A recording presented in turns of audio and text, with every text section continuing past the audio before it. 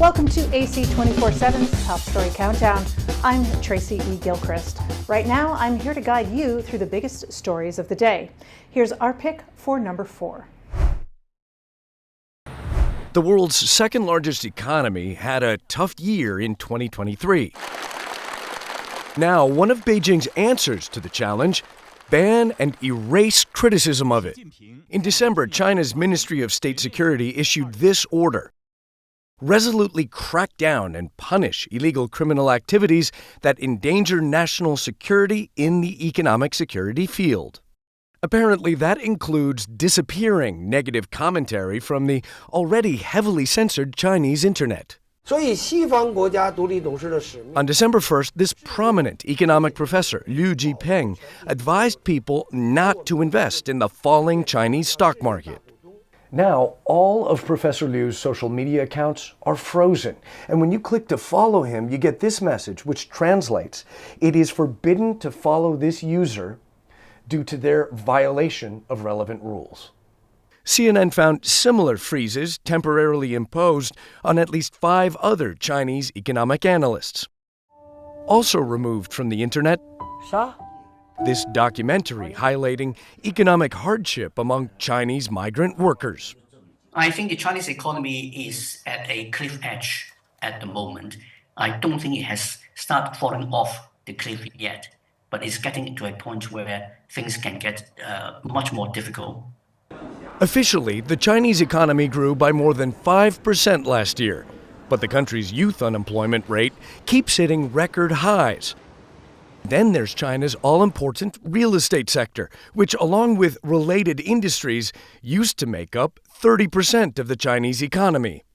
This is the Hong Kong office of the biggest symbol of China's real estate crisis, Evergrande. Until 2 years ago, this company was the largest home builder in China, employing some 200,000 people.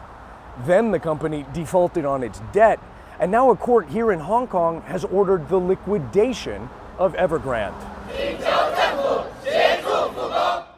Across the country, protests as angry new home buyers demand completion of unfinished homes that they've already paid for.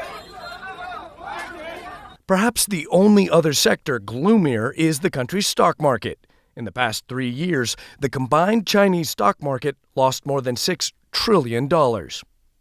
I haven't made any money out of the stock market, so I sold all my stocks.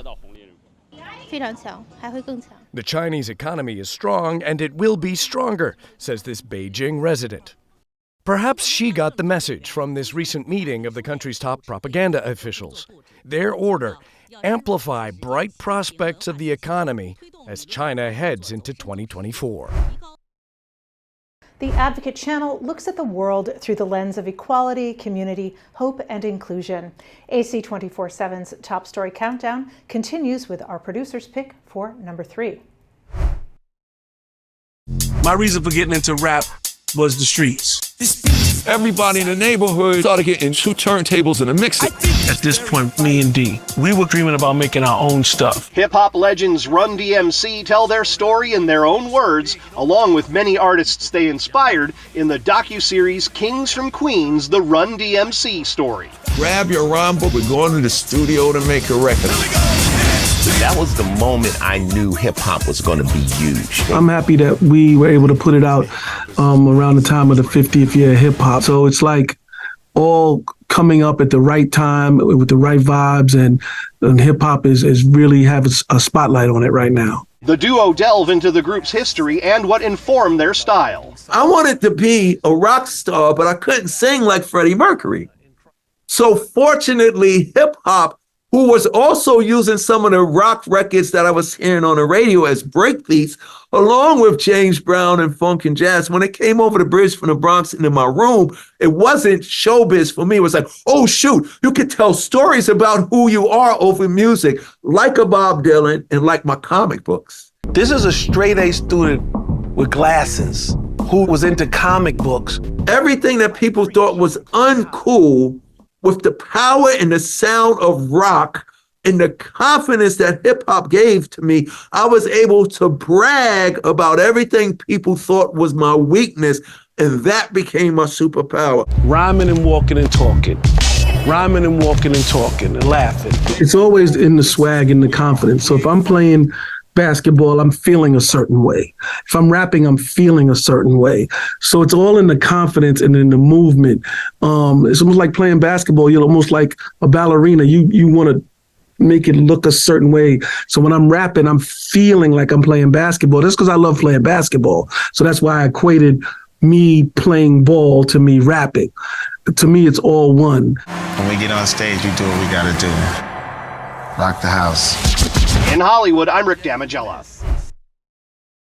The Advocate channel is now streaming live on Amazon Prime in the News app. Watch us there or go to advocatechannel.com. AC 24/7 continues with today's Top 2 pick. Carl Weathers debuted on the silver screen in 1975 in the blaxploitation film Bucktown. What is keeping him up, Bill? I don't know. But he became a star playing the cocky boxing champ Apollo Creed in the 1976 hit Rocky. What started out as a low-budget sleeper won 3 Academy Awards, including Best Picture. The whole world's gonna see the real Apollo Creed. Lightning fast and hard to catch. No playing, no jiving, just business. All right. Weathers appeared in 3 Rocky sequels, playing Rocky's nemesis, manager, and friend. The former linebacker with the Oakland Raiders earned a degree in drama from San Francisco State University. He said he was inspired to become an actor watching Sidney Poitier in the 1958 movie, The Defiant Ones. Years later, Weathers starred in its TV remake. Along the way, he embodied the 80s strongman, sharing the big screen with Charles Bronson in Death Hunt.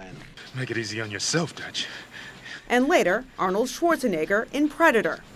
Okay. Weathers also took charge on the small screen on shows like Fortune Dane and Tour of Duty.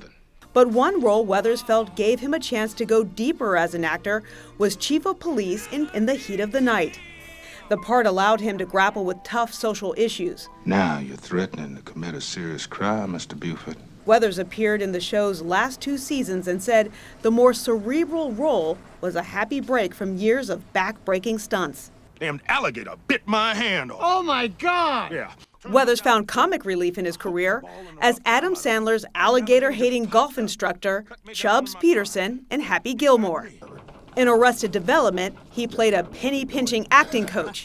All I know is no chain code.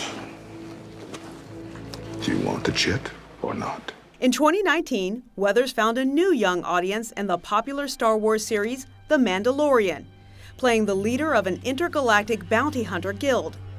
He received an Emmy nomination for that role and directed many episodes of the show. It's always such a joy to provide entertainment for people who really enjoy what you do. Carl Weathers, an action star who lit up screens with heft and heart. The Advocate channel is your news source for news, entertainment, and trending stories. We're highlighting the advocates in our community. We have now arrived at our #1 story of the day. Take a look.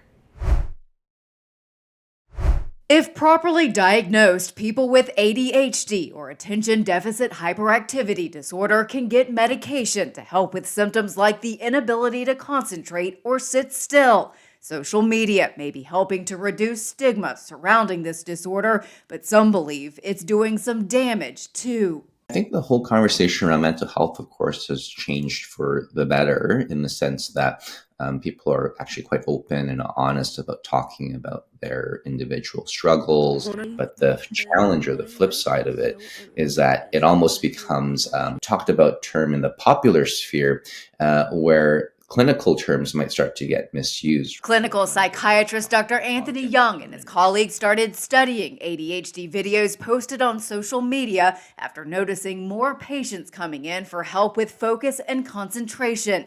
Young says the research revealed More than half of the top 100 most popular videos posted on ADHD at the time had misleading information about the disorder. Their concern is that more people are diagnosing themselves with ADHD and getting treatment they may not even need. If everybody starts identifying themselves as having ADHD, if like 10% becomes 20%, becomes 30, becomes 50, becomes 60%, then really what is the disorder that we're talking about here? Where are we drawing the line? If you suspect ADHD, health experts say it's important to see a doctor to be evaluated. For Health Minute, I'm Mandy Gaither.